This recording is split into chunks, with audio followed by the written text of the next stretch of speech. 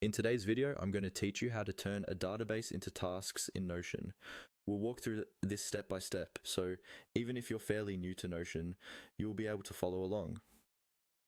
The idea here is to start with a simple database on your page and then convert it into a task-style layout that's easier to use for planning and tracking work.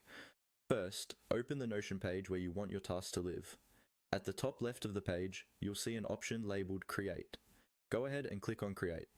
This tells Notion that you want to add a new block or structure to your page, and it's the quickest way to begin setting up a new database. Once your cursor is active on the page, start typing the / followed by the word database. So type whole database. Notion uses the / command to quickly bring up different types of blocks, and as you type, you'll see a menu appear with various database options. Typing database narrows this list down so you don't have to scroll through everything. From the options that appear, look for Database, Inline, and click on it.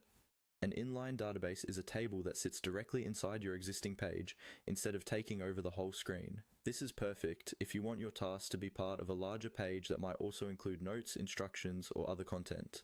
You'll now see a basic table appear on your page. To adjust how this database behaves, look toward the top right corner of the database block. You should see an icon that looks like two horizontal lines or a small menu icon. Click on those two lines.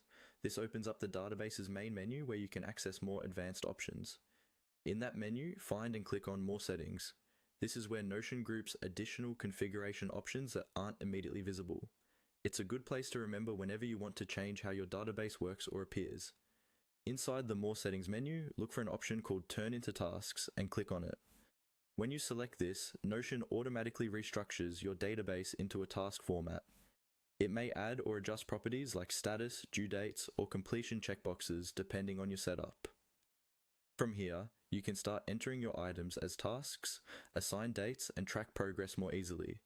And that's all you need to turn a basic Notion database into a task-focused tool.